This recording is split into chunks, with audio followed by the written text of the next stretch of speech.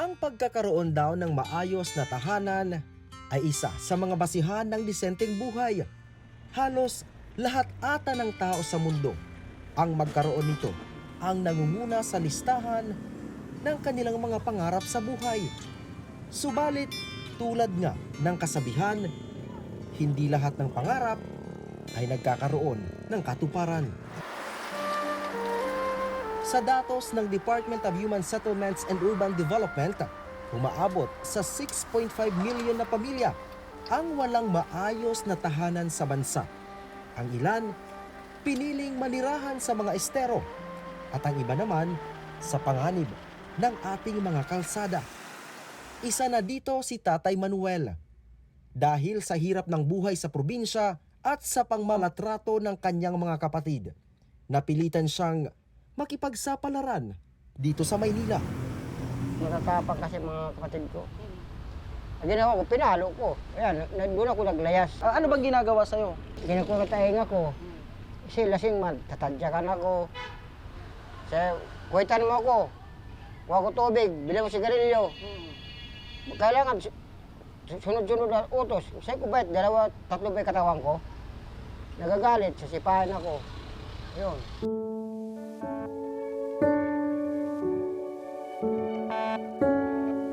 Unang nanirahan sa Divisoria si Tatay Manuel.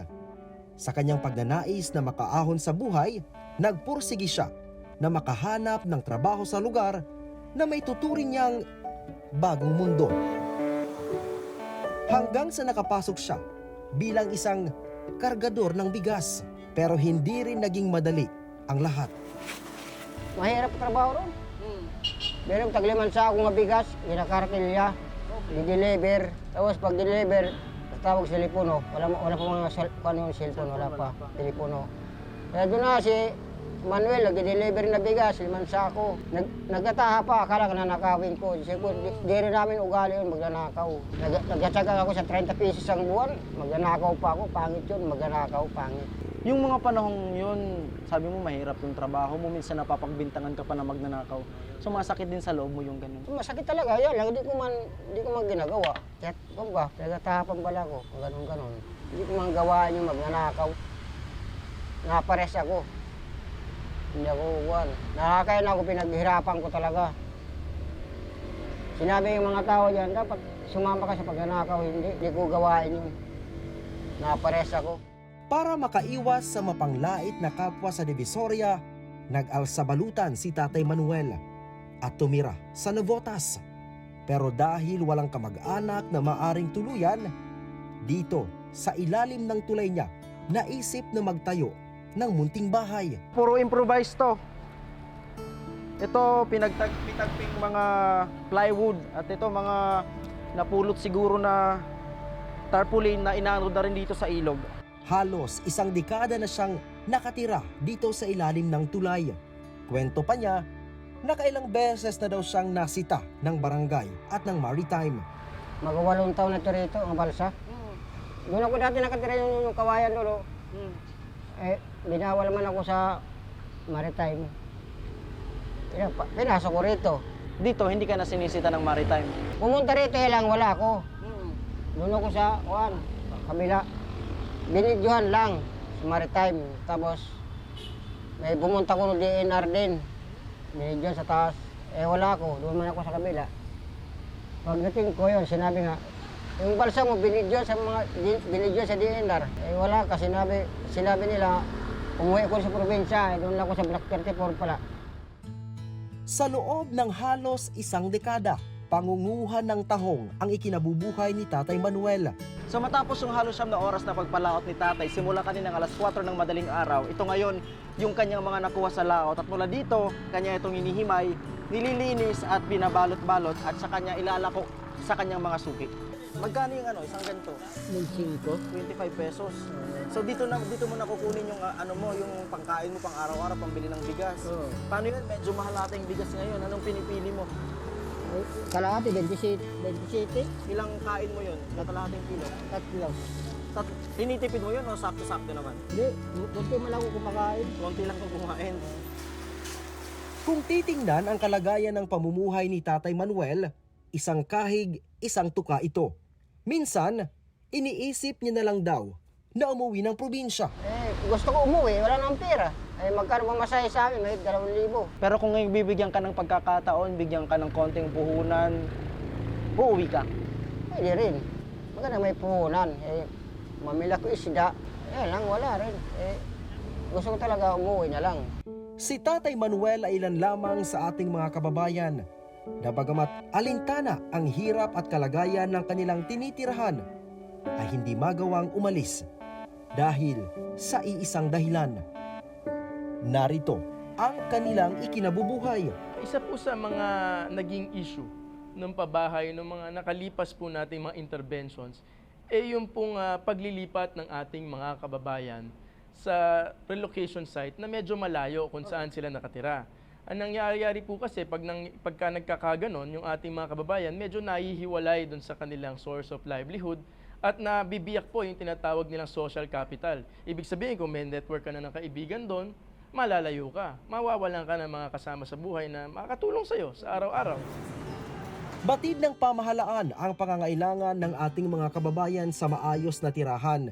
Kaya naman, sinimulan ng gobyerno ang pagpapatayo ng mga pabahay para sa milyong-milyong Pilipinong mahihirap. Ito ay sa ilalim ng Pambansang Pabahay para sa Pilipino Housing Program o 4PH.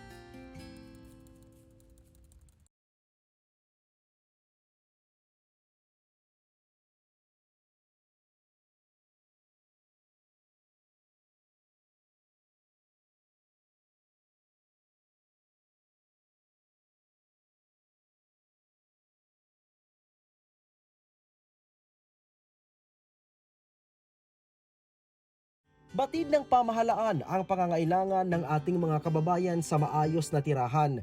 Kaya naman, sinimulan ng gobyerno ang pagpapatayo ng mga pabahay para sa milyong-milyong Pilipinong mahihirap.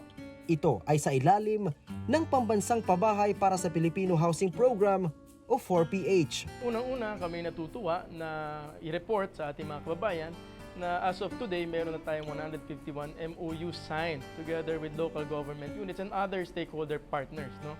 Pero higit namin kinakatuwa dahil nitong nakalipas na Hulyo, naglabas po ang ating mahal na Pangulong Bongbong Marcos ng isang executive order, yung pong Executive Order number 34 Series of 2023. Patuloy din ang ginagawang paraan ng pamahalaan na mas mapababa pa ang buwan ng bayad ng mga kukuha ng pabahay. At doon po sa ating tinatawag na National Expenditure Program for 2024, sinuportahan po tayo ng Department of Budget and Management at in-endorse po ang line item po na housing interest support para po dito sa ating programa. Ibig po sabihin, ito pong ating housing interest support na ating pinangangako na siyang magpapababa na monthly amortization ng ating mga kababayan na maging benepisyaryo ng 4PH, magkakatotoo na po.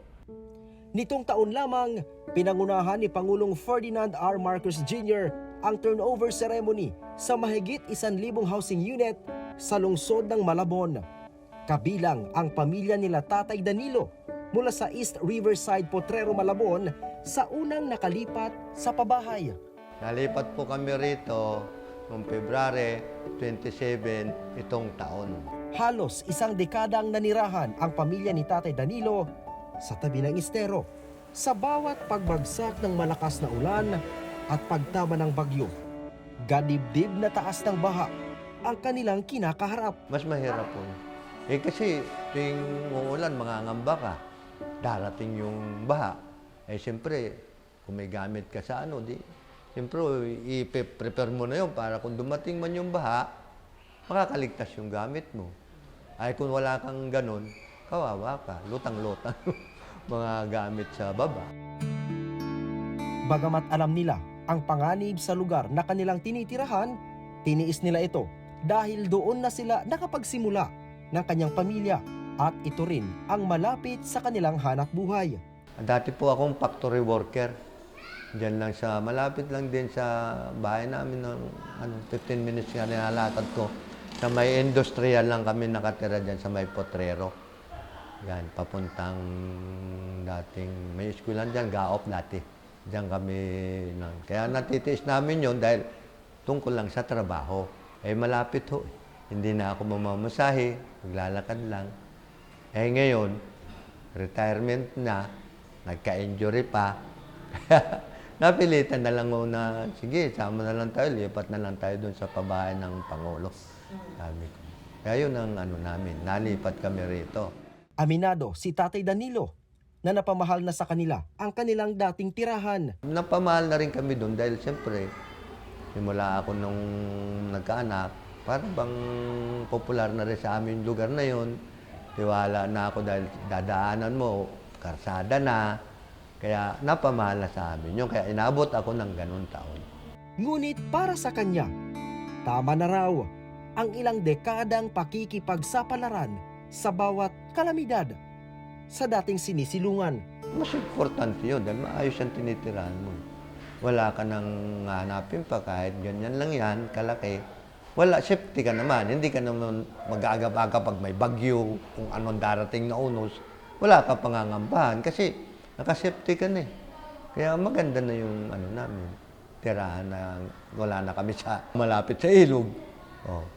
Magbaha man dyan sa mataas kami, hindi na kami mangangamba.